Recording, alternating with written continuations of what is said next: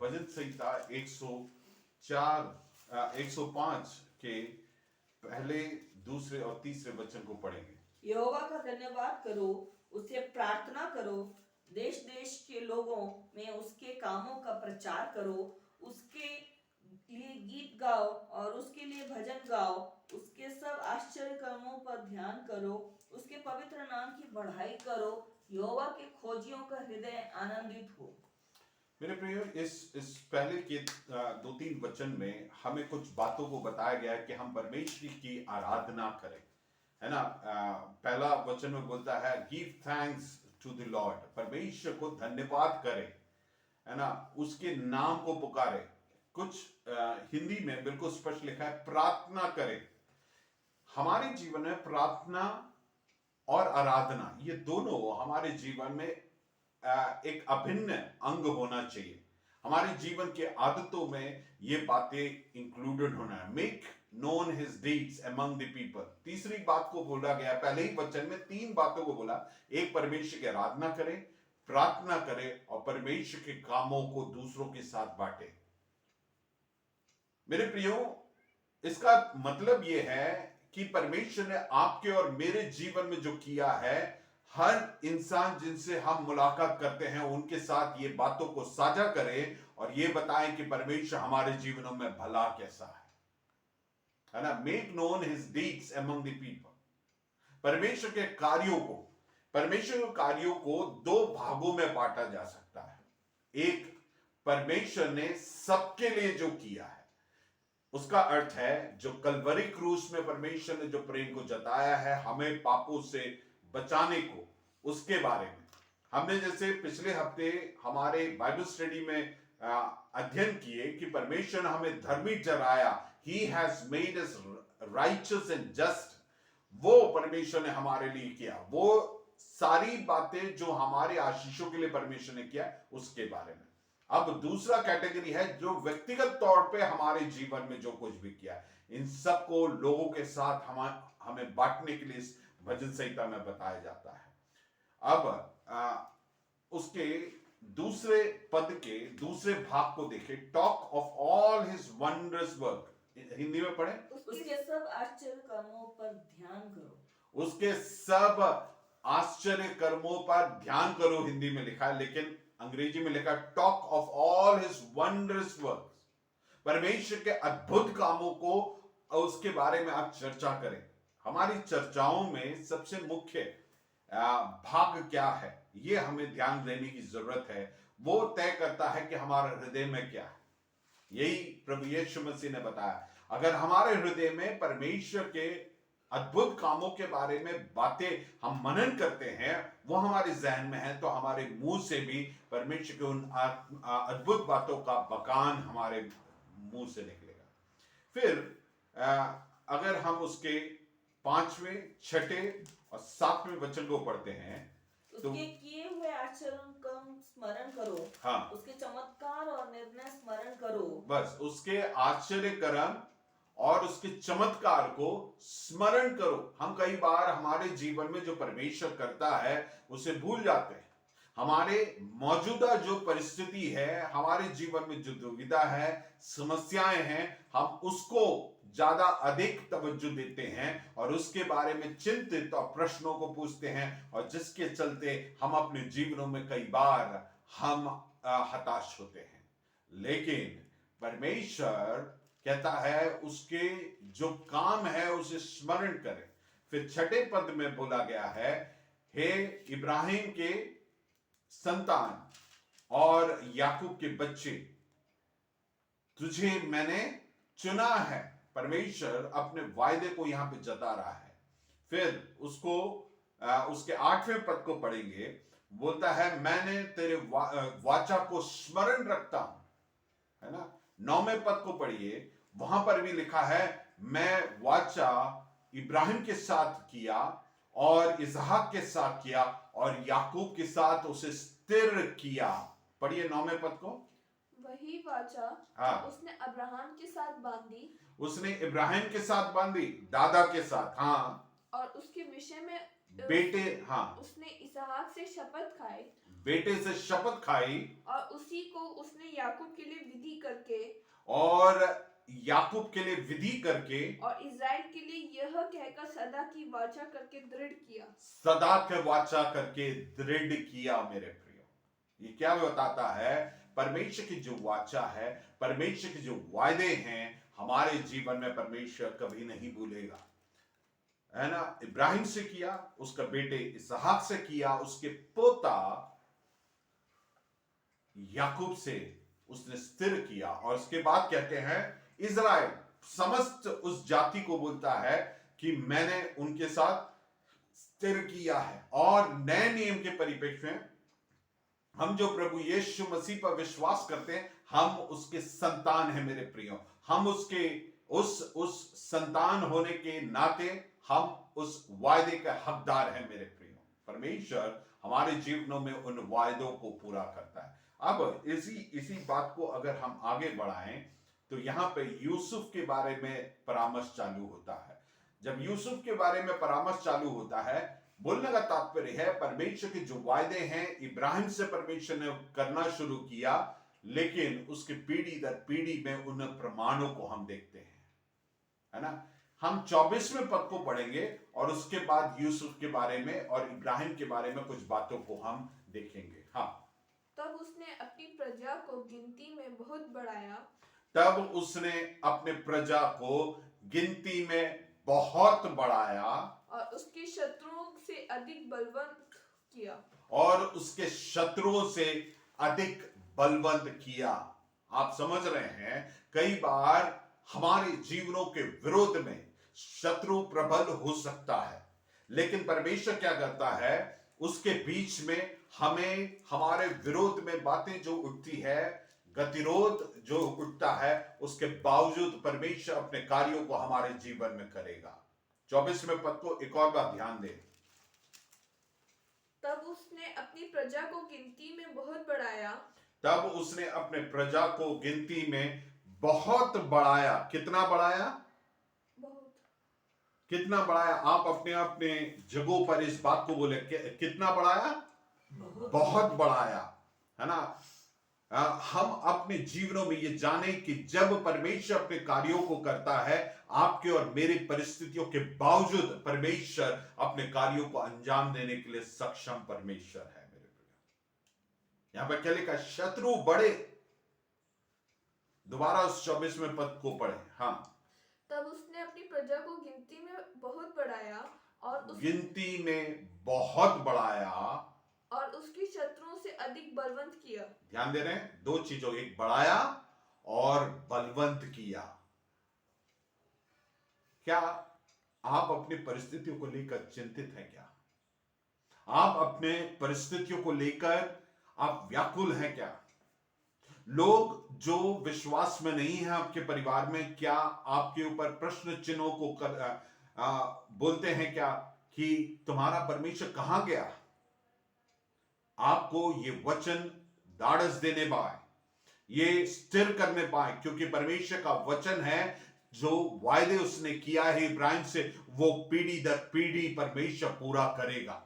आप और हमने ये चुनाव किया है कि परमेश्वर के उस सच्चे वचन को सुनकर हमने अगर अपने जीवनों को परमेश्वर के लिए सौंपा है, तो परमेश्वर अपने कार्यों को करने के लिए, वायदों को पीढ़ी दर पीढ़ी उसको स्थिर करने के लिए वो सक्षम परमेश्वर है। कई बार मित्रों के बीच में वायदे होते हैं, मैं वो कर दूंगा, ये कर दूंगा, लेकिन वो अपने वायदों को एक पीढ़ी में भी पूरा नहीं करते, कुछ सालों के लिए पूरा नहीं करते। लेकिन हम परमेश्वर का फितरत देखते हैं, पीढ़ी दर पीढ़ी उस वायदे को पूरा करता है, चाहे शत्रु आपके विरोध में उठे। यहां पे कोई भी ऐसी बातों को नहीं बताया गया जिससे यह स्पष्ट होता है कि आपके और मेरे जीवन में समस्याएं नहीं आएंगी, शत्रु नहीं उठेगा, कहीं पर भी बाइबल में उल्लेख नहीं है। लेकिन परमेश्वर के वचन में यह स्पष्ट होता है, उसके बावजूद परमेश्वर आपको और हमें बढ़ाएगा, हमें सामर्थ्य करेगा। इसको थोड़ा स्पष्ट करने के लिए कुछ बातों को देखेंगे। हम निकालेंगे निर्गमन की किताब, बुक ऑफ एक्सोडस, उसके पहले अध्याय, उसका 7वां वचन और 12वां वचन को पढ़ेंगे। परंतु इज़राइल की संतान फूलने फलने लगी। इज़राइल के संतान, जो वचन हमने अभी पढ़ा है उसी बात को हम अभी देख रहे हैं। इज़राइल के संतान क्या हुए? फूलने और फलने लगे। हाँ, और वे लोग अत्यंत सामर्थी बनते चले गए। आप देख रहे हैं ये वचन यहां पे अकेले नहीं, यहां पे ये बात को परमेश्वर के वचन में स्पष्ट हो रहा है। दो बातें, फूलने और फलने लगे। दोबारा पढ़ना बेटे। परंतु इज़राइल की संतान हाँ। फूलने फलने लगी। फूलने और फलने लगे। अंग्रेजी में लिखा फ्रूटफुल एंड इंक्रीज अबंडेंटली। समझ रहे हैं? तीसरी बात लिखा है multiplied and Guru exceedingly mighty. सब सुपरलेटिव डिग्री में है मेरे प्रियो, है ना? दोबारा पढ़े। परंतु इज़राइल की संतान फूलने फलने लगी। फूलने फलने हाँ लगी। हाँ। और वे लोग अत्यंत सामर्थी बनते चले गए। और वे अत्यंत सामर्थी बनते चले गए। प्रतिदिन वो अत्यंत सामर्थी बनते चले गए। मेरे प्रियो, परमेश्वर की वायदे, परमेश्वर की नबूवत हमारे जीवनों में है। परमेश्वर के वचन में जब हम पढ़ते हैं उन वायदों को आप समझे और उसके महत्व को समझे। आप और हम अविश्वासी हो सकते हैं, हम बेवफाई परमेश्वर के साथ कर सकते हैं, लेकिन परमेश्वर जो वफादार है, जो वायदों से मुकरता नहीं है, वो बोलता है तेरी पीढ़ी मेरे से दूर हो सकता है लेकिन मैं अपने वायदों को पूरा करूंगा। हालेलुया। यहां पे अंग्रेजी में और स्पष्ट है, फ्रूटफुल हो गए। मेरे प्रिय, हम जाने कि हम क्या होंगे? फलवंत होंगे। हिंदी में वो फूलेंगे फलेंगे करके एक विषयवाची स्टेटमेंट को देखकर खत्म कर दिया, लेकिन उसके सामर्थ्य वचन है हम फलवंत होंगे। मेरे प्रियो, परमेश्वर का यह वायदा है कि हम जहां कहीं भी होंगे हम वहां पे फलवंत होंगे, हमारी पीढ़ी फलवंत होंगे, हम जो कार्य करेंगे वो फलवंत होगा। दूसरी बात अंग्रेजी में लिखा है इंक्रीज अबंडेंटली, बहुतायत से बढ़ेंगे हम। Praise the Lord. तीसरी बात मल्टीप्लाई होंगे, बढ़ेंगे अकेले नहीं, उसके बाद गुणात्मक तरीके से हम बढ़ेंगे। Praise the Lord. और चौथी बात उनके बारे में लिखा है दे ग्रू एक्सीडिंगली माइटी, वो अत्यंत सामर्थी हुए। हमारे जीवनों के परिस्थिति में परमेश्वर का ये वचन है तो हम अत्यंत सामर्थी तरीके से बढ़ेंगे। मेरे प्रियो, किसके बावजूद? आपके शत्रु आपके विरोध में वो अपने षड्यंत्र को रच रहे होंगे, उसके बावजूद ये हमारे जीवन में होगा। आगे के वचन पढ़ेंगे, 8वें वचन को भी पढ़ेंगे। मैंने हालांकि सीधे 12 वचन का बोले थे, 8वें वचन को भी पढ़ेंगे हम। हाँ, वह अपनी वाचा को सदा स्मरण रखता। नहीं बेटे, एक्सोडस चैप्टर 1 वर्स 8। मिस्र में एक नया राजा गद्दी पर मिस्र में परमेश्वर ने वायदा किया, उसके बाद आगे लिखा है लेकिन मिस्र में एक नया राजा गद्दी पर बैठा। एक नया राजा जो आपको नहीं जानता है, परमेश्वर ने जो कार्य किया उसको नहीं जानता है।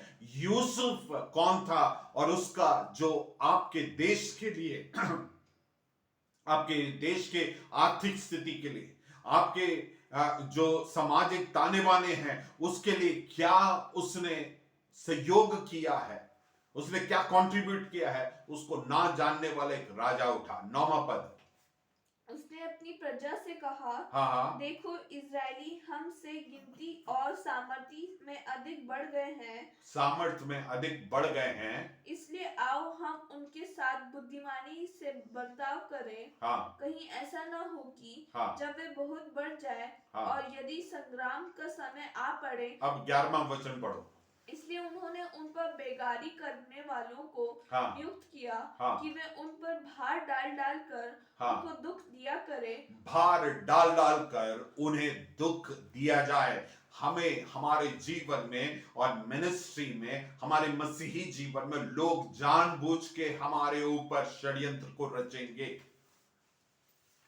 यहाँ पे 11वें पद को दोबारा एक और बार ध्यान से पढ़ेंगे। हाँ, इसलिए उन्होंने हाँ। उन पर बेगारी करने वालों को नियुक्त किया बेगारी करने वालों को नियुक्त किया कि वे उन पर भार डाल डाल कर उन पर भार डाल डाल कर बढ़ाते जाते हैं। हाँ, उनको दुख दिया करे। दुख दिया करे। और उन्होंने फिरौन के लिए पितोम और रामसेस नामक भंडार वाले नगरों को बनाया। अभी 11वां पद पढ़ने से क्या लगा कि उनके ऊपर समस्या का एक बड़ा पहाड़ टूट पड़ा, समस्याएं अत्यंत बढ़ गया। लेकिन 12वां पद पढ़ना आप। हाँ, पर ज्यों-ज्यों वे यहां पे एक पर आप देखिए, एक बट देखिए। मेरे प्रियो, आपके और मेरे जीवन में समस्याएं बढ़ सकती है, अत्यंत क्लेश बढ़ सकता है। लोग आपके और मेरे विरोध में योजनाएं अपने बना सकते हैं और वो उन अत्यंत प्रभावशाली लोग हो सकते हैं और आपके और हमारे विरोध में ये योजनाएं बनाकर हमें धराशायी करने के लिए, नष्ट करने के लिए वो उन सारी बातों को शुरुआत कर सकते हैं। लेकिन यहां पे हमारे सबके जीवन में ये परमेश्वर जो वायदों से मुकरता नहीं है, वो हमारे साथ होने के कारण निश्चित तौर से आपके और मेरे इतिहास में एक पर आएगा, मेरे और आपके इतिहास में एक बट लगेगा। और वो क्या है? हाँ, वो क्या है? पर ज्यों-ज्यों वे उनको दुख देते गए। यहां देखे, ज्यों ज्यों वे उनको दुख देते गए, त्यों-त्यों वे बढ़ते और हमें त्यों त्यों वो बढ़ते गए। मेरे प्रियो, ये आप विश्वास करें, हमारे जीवन में लोग विरोध करेंगे, ज्यों ज्यों वो हमारे विरोध में अत्यंत अपने कार्यों को अंजाम देंगे, उतना अधिक हम सामर्थी होंगे। Praise the Lord, hallelujah. है ना? एक और बार पढ़े। पर ज्यों-ज्यों वे उनको दुख देते गए, हाँ। त्यों-त्यों वे बढ़ते और फैलते चले गए। बढ़ते और फैलते चले गए। मैं इसको अंग्रेजी में, but the more they afflicted them, the more they multiplied and ग्रू। वो जितना उन्हें प्रताड़ित किए, उतना अधिक वे बढ़ते गए।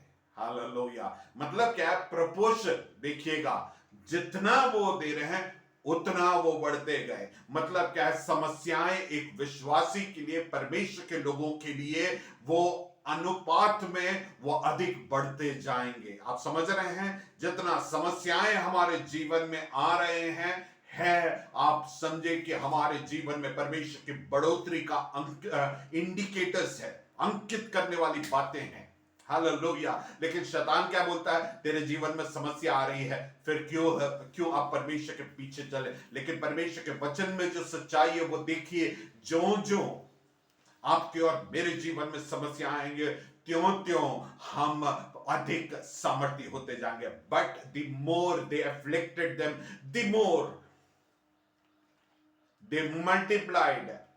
बड़े नहीं, मल्टीप्लाई हुए, गुणात्मक तरीके से बढ़े, and Guru. Praise the Lord. शत्रु का योजना क्या है? आपको उस समस्याओं से खत्म करना है, उन समस्याओं से आपके विश्वास जीवन में खत्म करना। लेकिन परमेश्वर की योजना क्या है इन समस्याओं के बीच में? कि आपके जीवन में जो समस्या आ रही है, उससे आपके लिए बढ़ोतरी को तैयार कर रहा है। हालेलुया। इसलिए आपके जीवन में समस्या है तो समझ लीजिए, परमेश्वर अपने कार्यों को शुरू कर दिया है, अपने वायदों को पूरा कर रहा है, और वह शत्रु आपके ऊपर प्रबल नहीं होगा, उसके कार्य आपके ऊपर प्रबल नहीं होगा, आपकी परिस्थितियां परमेश्वर बदलेगा। आमीन बोल सकते हैं? हालेलुया।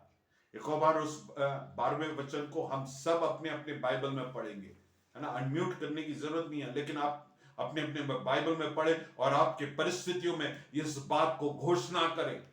हाँ, पढ़ेंगे।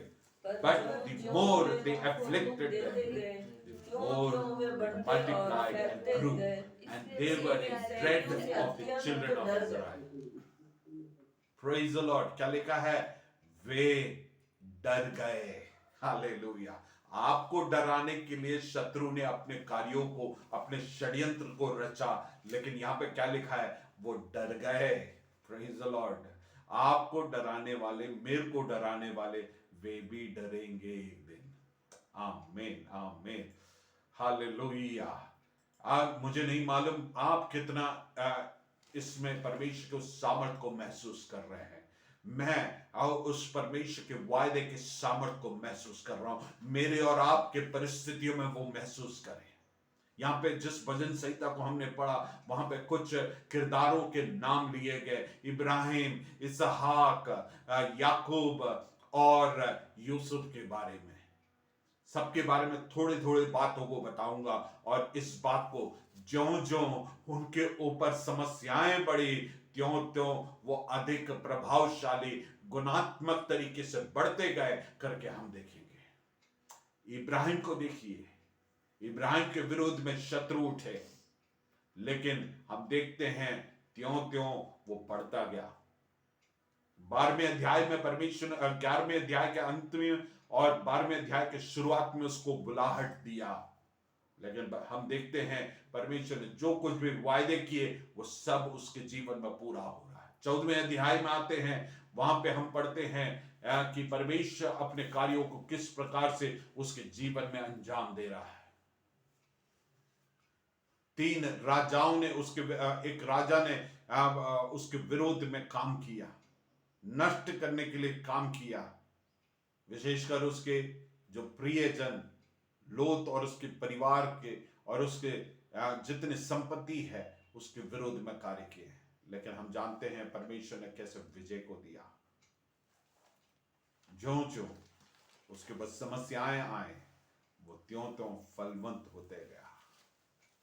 इसहाक को उठा लीजिए, याकूब को उठा लीजिए। लाबान उसको धोखे पे धोखा दिया, उसके साथ विरोध किया, उसके साथ गलत व्यवहार किया, उसके बावजूद परमेश्वर उसके जीवन में उन्हीं बातों में बढ़ोतरी दिया जिसमें उसने छल किया। किसने? लाबान ने उसके जीवन में छल किया। उसके भेड़ बकरी जो चितकबरी थे वही परमेश्वर बढ़ाया, वही बलवंत बढ़े। परमेश्वर उसे कैसे फलवंत किया। Praise the Lord. जहां कहीं भी वो गया वो फलवंत था। अब आया यूसुफ की बात। यूसुफ को उसके भाइयों ने मार डालना चाहा, लेकिन नहीं मार डाला, क्योंकि परमेश्वर का योजना उसके ऊपर था। उसको बेच डाला। उसके बाद उसके जीवन में एक के बाद एक समस्या आए, लेकिन परमेश्वर उसके जीवन में कार्य करता रहा, ताकि परमेश्वर का योजना था फिरौन के नेक्स्ट इन कमांड बनाना। क्या समझ में आया?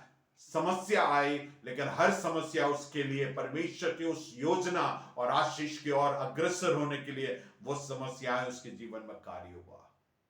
मेरे प्रियों, हम अपने वर्तमान में ना देखें, अगर परमेश्वर का वायदा है वो पूरा होगा मेरे प्रियों। और जो जो वो हमारे ऊपर हम अपने गलत योजनाओं को हमारे ऊपर रचेंगे और उसको इंप्लीमेंट करने की कोशिश करेंगे, उतना हम अधिक आशीषित होंगे। Praise the Lord. इस बात को समझिए। हमने जो वचन पढ़ा है उसके आधार पर हम विश्वास करें, परमेश्वर अपने कार्य को निश्चित तौर से हमारे जीवन में अंजाम देगा, वायदों को पूरा करेगा। ये हो ही नहीं सकता कि समस्याएं हमें नष्ट कर दे। ये हो ही नहीं सकता कि शत्रु हमारे ऊपर प्रबल हो जाए। ये हो ही नहीं सकता कि हमारे ऊपर परमेश्वर का जो वायदा है, जो वाचा हमारे साथ बांधा है, वो नलीफाई हो जाए, वो निष्क्रिय हो जाए। वो हो ही नहीं सकता है। पीढ़ी दर पीढ़ी हम आशीषित होंगे। इसलिए मेरे प्रियो, हम हमारे परमेश्वर के साथ जो हमारे संबंध है उसको उचित बनाए रखें, पवित्र बनाए रखें। परमेश्वर को हम महत्व दें और परमेश्वर के दिन, परमेश्वर की आराधना, परमेश्वर को आदर करें। हर एक बात में परमेश्वर को सर्वोपरि रखें, उसके आज्ञाओं को सर्वोपरि रखें, ताकि परमेश्वर की आशीषें हमारे जीवन में पीढ़ी दर पीढ़ी होते रहे। कोई भी एड़ी चोटी का जोर लगा ले, लेकिन हमें नाश नहीं कर पाएंगे, उनकी योजनाएं पूरी नहीं होगा। हमने क्या पढ़ा? अगर आप उसके भजन संहिता 105 में हम लौट के आएंगे, भजन संहिता सैम्स 105 में वापस आएंगे, वहां पे हमने एक वचन को पढ़ा, वहां पे लिखा है परमेश्वर अपने योजनाओं को हमारे जीवन में पूरा करता है ना। ये मैं जस्ट मिस कर गया, 7वें वचन को पढ़। वही हमारा परमेश्वर यहोवा है, हाँ, पृथ्वी पर भर में उसकी निर्णय होती है। पृथ्वी भर में उसकी निर्णय होती है। समझ रहे हैं आप? वही परमेश्वर है। लोग आपके मेरे जीवन में परमेश्वर बनने की कोशिश कर सकते हैं, सोच सकते हैं, लेकिन पृथ्वी भर में, दोबारा पढ़े बेटे 7वें वचन को, वही हमारा परमेश्वर वही हमारा परमेश्वर। इस बात को हम गांठ बांध ले कि वही हमारा परमेश्वर है। हालेलुया। दिमाग में, हमारे जहन में, हमारे सोच में हम इस चीज को बिठा ले, हमारी परिस्थितियों के बावजूद हम समझे कि परमेश्वर ही हमारा प्रभु है। और फिर क्या लिखा है आगे? पृथ्वी भर में, पृथ्वी भर में। आप पृथ्वी भर में कहीं पर भी जाए, पृथ्वी भर में उसके निर्णय होते हैं, उसके निर्णय होते हैं। हालेलुया। इसके निर्णय के अलावा और कुछ नहीं होगा। सो इसलिए हम अपने जीवन में भरोसे के साथ परमेश्वर के ऊपर पूर्ण भरोसे के साथ अपने जीवन को, परमेश्वर इन वचनों के द्वारा हमें आशीषित करें।